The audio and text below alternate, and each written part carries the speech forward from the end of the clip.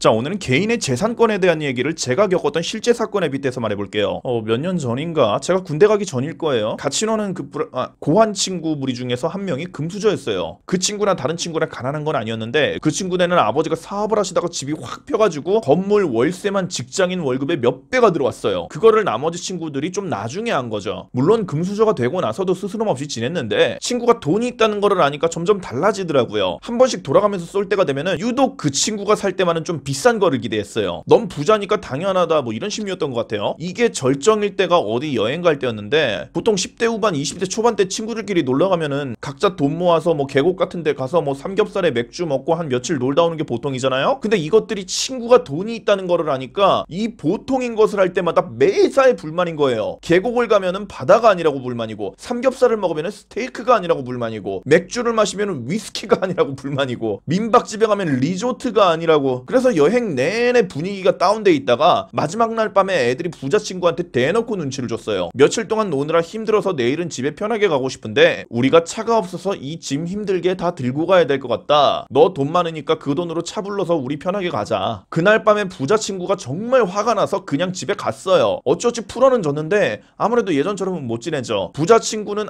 이것들이 이젠 날 돈으로만 보는구나 하고 다른 친구들은 쟤 쪼잔하게 돈 안 쓴다 아직도 헛소리하고 그러다가 감정을 푼답시고 다시 만나서 또 술을 먹다가 다른 친구가 분위기 띄운다고 춤추다가 다리가 접질렸어요. 밤에 응급실을 갔는데 당연히 돈이 없죠. 당연히 부자 친구를 바라보는데 여기서 또 얘들이 부자 친구의 트라우마를 건드린 거예요. 니네 집이 잘 사니까 그냥 좀 내주라. 얘 뭐 급하면 누구 돈이든 쓸 수 있죠. 문제는 이 자리가 부자 친구를 돈으로만 봐서 미안하다고 사과하는 자리였는데 거기서 너 때문에 모인 자리에서 너 풀어준다고 다친 거고 마침 넌 돈이 많으니까 빨리 내놔. 어이가 없잖아요. 무슨 부자 친구가 자기 거를 뺏어갔나요? 얘들이 왜 이러겠습니까? 부자 친구의 돈을 지 돈처럼 생각하니까 겉멋만 든 거죠. 네가 나한테 돈을 아껴서 내가 이것밖에 못 누린다. 그때 부자 친구가 정말 열받아서 뭐라 그랬냐면은 월척이요. 여러분들 낚였다고.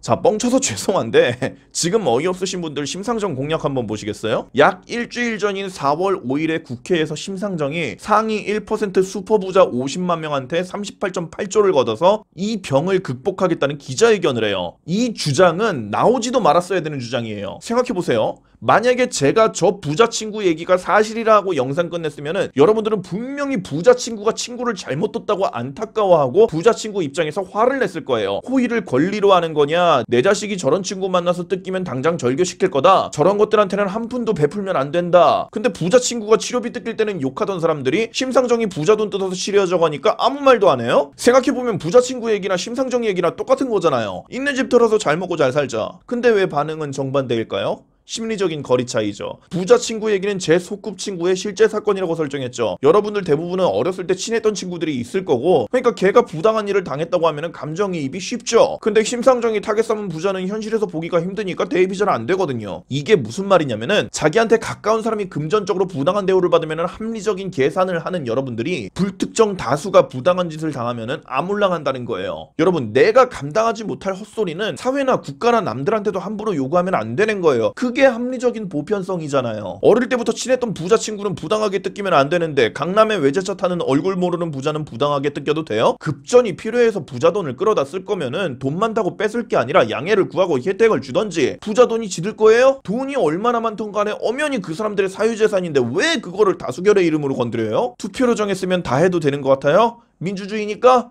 아니에요. 자유민주주의에서는 아무리 많은 사람이 원해도 결코 침해할 수 없는 게 있어요. 그 중에 하나가 개인의 정당한 권리고, 개인의 정당한 권리 중에 하나가 재산권이에요. 우리가 부자 친구의 돈을 함부로 내놓으라고 할 수 없는 것처럼 사회도 부자들의 돈을 함부로 내놓으라고 하면 안 되는 거예요. 이게 정말로 괜찮으면 나부터 심상정 돈 좀 써보자. 그 할머니 재산이 13억이라는데 나 1억만 주면 안 돼요? 좌파들이 왜 자꾸 부자 돈을 뜯어서 잘 살자고 할까요? 저 같은 우파는 왜 그걸 나쁘다고 할까요? 우파는 부자들의 편이고 좌파는 가난한 사람들의 편이니까? 왜냐면은 자유주의는 개인이 모여서 사회가 된다고 봐요. 그래서 자유주의의 최우선 목표는 개인의 자유예요. 개인이 첫 번째, 사회가 두 번째. 근데 사회주의는 개인을 사회의 부속으로 봐요. 그래서 사회주의의 최우선 목표는 사회의 이익이죠. 사회가 첫 번째, 개인이 두 번째. 이 둘의 차이가 가장 잘 드러날 때가 언제냐면은 사회의 이익과 개인의 이익이 충돌할 때예요. 저놈 배째서 우리가 잘 살자. 자유주의에서는 그게 안 되죠. 부자의 자유도 지켜야 되니까. 근데 사회주의에서는 그게 되죠? 제 비명소리만 무시하면 우리가 먹을 게 나오니까. 겁니다. 그러니까 심상정이 이런 소리를 하는 거예요. 나 찍어주면 부자 배째에서 나온 거 니네한테 다 줄게. 여러분들이 이 말을 들으면 어떻게 될까요? 부자 돈으로 잘 먹고 잘 살까요? 뭐 하루 이틀 정도는 그럴 수도 있겠네. 근데 언제까지 그럴 수 있을까요? 부자 배를 다 째면 누구 배를 짤까요? 지금 부자 배 째자는 사람들한테 표를 주면은 나중에는 니네들 배도 째져요. 아주 민주적으로. 자, 부자 배만 째는 거니까 나랑은 상관없는 것 같죠? 아니요. 니들보다 더 못 사는 사람들은 항상 더 많아요. 그 사람들한테 니네는 항상 부자라고요. 여기서 배가 안 째지려면 어떻게 해야 될까요? 항상 내가 더 못 사는 사람이 돼서 배 째질 차례를 계속 미루면 돼요. 언제나 후퇴하는 삶을 살고 싶으면 좌파를 찍어도 되죠. 근데 나도 한번 위로 올라가고 싶고 내 자식 좋은 거 먹이고 싶으면은 우파를 지지하세요. 이 영상이 충분히 이해가 가셨다면은 지식의칼 영상도 한번 봐보세요. 재산권에 대해서 저보다 훨씬 더 쉽게 말해요. 투표소 가시면서 그거 한 10분만 보시면은 시야가 확 넓어질걸요?